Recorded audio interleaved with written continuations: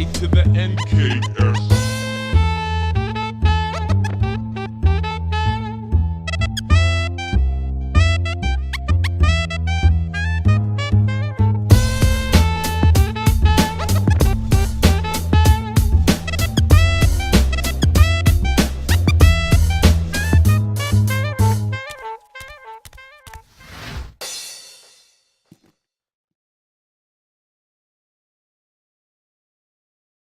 In jails and boot camps.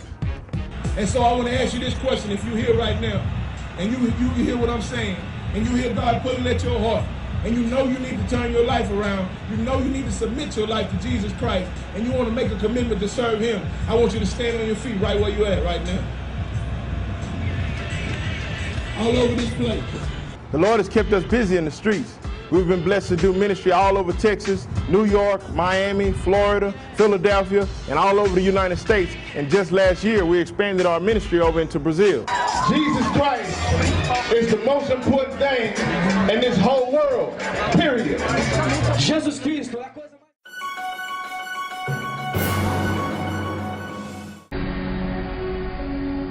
At an early age, I started breakdancing and kind of doing freestyle. And we started getting in just more of the rap side of hip hop and trying to feel accepted by our friends that did drugs and maybe smoked a little bit of marijuana and were in gangs, you know, trying to feel accepted. Anthony Gonzalez and his twin brother Andrew grew up going to church, but were drawn into the world of drugs, gangs, and hip hop. When the boys were 16, their mother was diagnosed with lupus. Within months, she died. Watching your mom slip away in front of you is one of the hardest things that you can go through as a child. 7 months after his mom died, Anthony got a phone call. It was Easter weekend, and my twin brother had called me up and was like, "Hey man, I want to come to Alvin to come kick it with you guys. We don't have school tomorrow." His brother never made the trip. That night he went out to 3 different keg parties, and he took my cousin's car without his permission, really. And they took off to Texas City and they were drinking and driving and stuff. When he made a right turn, they fishtailed, slammed into the rail and flipped over the rail. By the time the ambulance got there, he was pronounced dead on arrival. Anthony's grief over his brother's death quickly turned to anger towards God.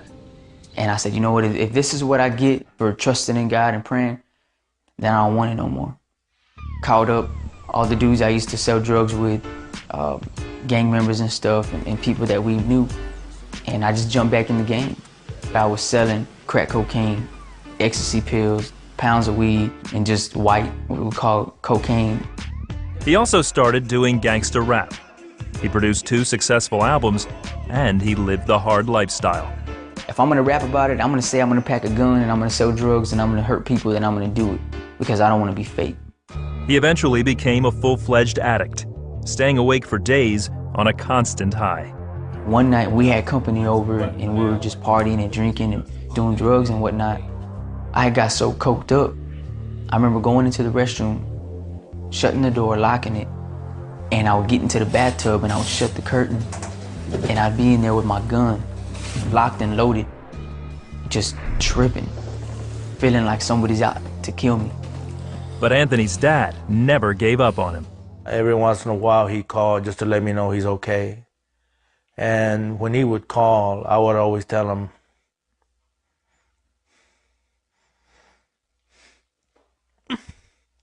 I love him. I didn't try to lecture him or whatever he was going through. I just wanted to let him know I loved him and that I always prayed for him. But one night, Anthony's destructive ways caught up with him. So I started looking through my phone to call up some females and whatnot and trying to get into the Friday night thing. And I started experiencing some pain in my chest, and bam, it hit me.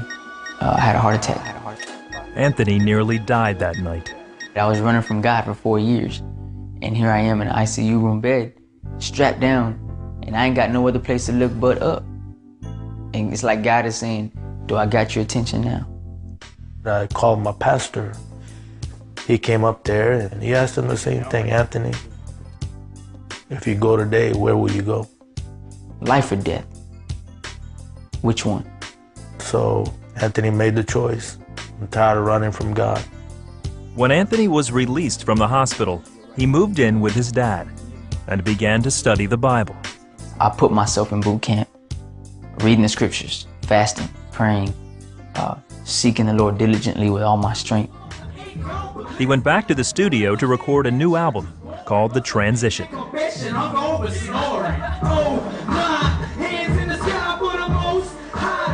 It's straight up. It's a transition, which means to shift, to change. Because if it was on my actions, I'll be in hell. You know, and the only thing that drew me out was God's faithfulness. Prodigal son, that was so familiar because it reminds me of that father. When the son said, Father, I have sinned against you and heaven, but to my son, as that father was, I couldn't help but just open my arms just wide and say, you don't have to do anything. I just want you to come home, be with Jesus. God has recreated me. You know, I'm a new creature in God's eyes, that all things of the past are washed away. Even though I was unfaithful to God, even though I turned my back on him, even though I did what I wanted to do and was so full of pride, you know, God still loved me.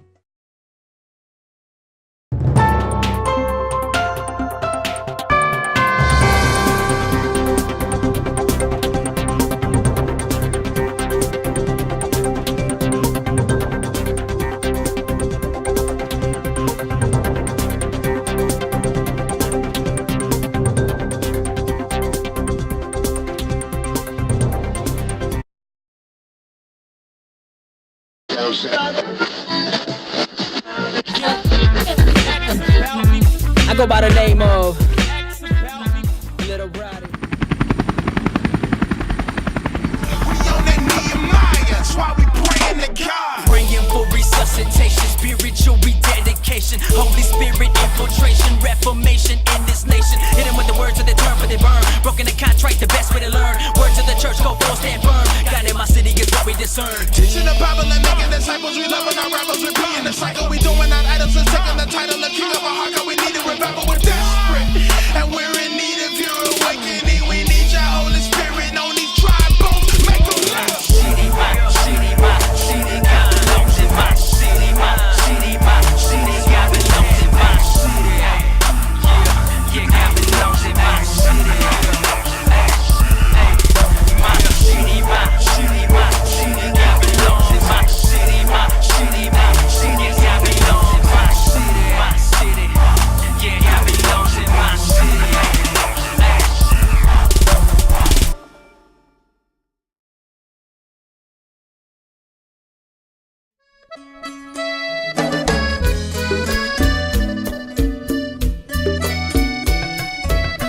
¿De acuerdo a esta?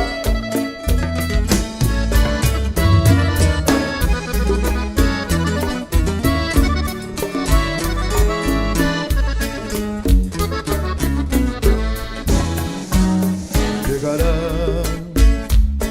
para ti un nuevo día,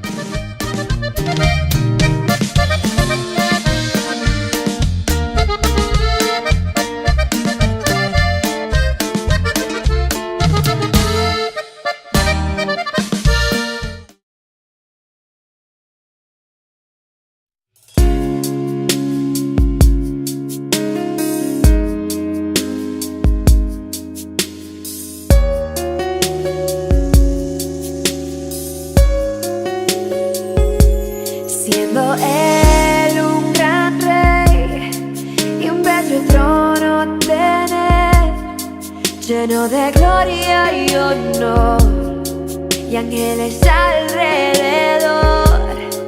Aún así se humilló, no le importó mi condición, de su poder me llenó cuando le abrí mi corazón. Adonai, mi gran